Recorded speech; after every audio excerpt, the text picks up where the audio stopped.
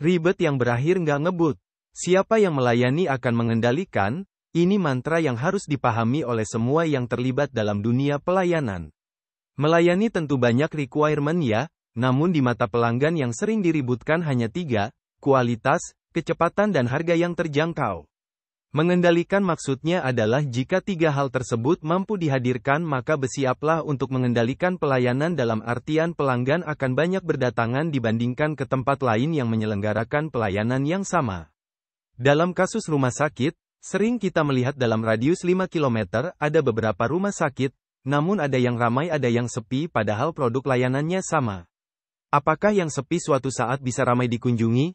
Tentu jawabannya bisa asal didukung oleh produk layanan unggulan, promosi yang masif dan memiliki super tim yang saling menguatkan dalam penyelenggaraan pelayanan yang berkualitas dan lebih cepat tentu dengan harga yang terjangkau. Bagaimana kondisi di rumah sakit yang sepi pengunjung dari sisi operasional, dengan asumsi mempunyai produk layanan yang sama dengan pesaing yang lebih banyak pengunjungnya? Dalam teorinya, kecepatan layanan tergantung dari unit kerja yang paling lambat.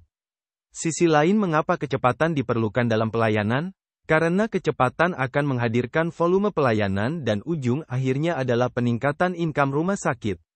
Bagaimana kita bisa melihat kecepatan layanan di rumah sakit? Seperti kita ketahui, wajah kecepatan rumah sakit terletak di layanan poliklinik, karena di layanan ini pasien hanya punya kepentingan utama ketemu dokter dan dapat obat lalu pulang. Asumsi idealnya ya 1-2 jam selesailah dengan ditambah waktu tunggu registrasi, nunggu dokter, bayar dan nunggu obat. Namun banyak terjadi total waktu layanan yang dibutuhkan bisa sampai dengan 3-5 jam, setara perjalanan JKT, BDG, 3 jam via tol, atau JKT plus Semarang, 5 jam via tol. Mengapa hal ini terjadi? Karena pada dasarnya banyak pihak yang terlibat dalam pelayanan di poliklinik baik dari SDM layanan medis, SDM penunjang medis dan SDM non-medis dan secara person setidaknya ada 15 pihak yang terlibat mulai dari petugas registrasi, dokter, perawat, kasir, petugas farmasi, lab, radiologi, IT, security, dan lainnya. Jika layanan poliklinik lambat maka dipastikan layanan yang lain juga mengalami hal yang sama. Mengapa terjadi keterlambatan dalam melayani pelanggan? Pemicunya adalah persoalan internal yang tidak pernah selesai dan menahun. Sesama unit kerja yang terlibat saja tidak melayani dengan cepat, apalagi mimpi bisa melayani pelanggan dengan cepat. Tentu semua masalah internal yang terjadi antar unit kerja yang terlibat dalam pelayanan harus diakhiri, dan sama-sama berkomitmen untuk saling menguatkan dalam upaya menghadirkan kecepatan pelayanan kepada pelanggan.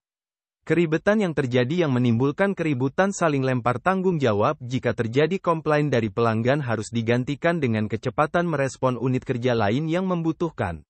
Jika hal ini terjadi, tentu akan berdampak kepada respon yang sama akan diberikan kepada pelanggan yang membutuhkan.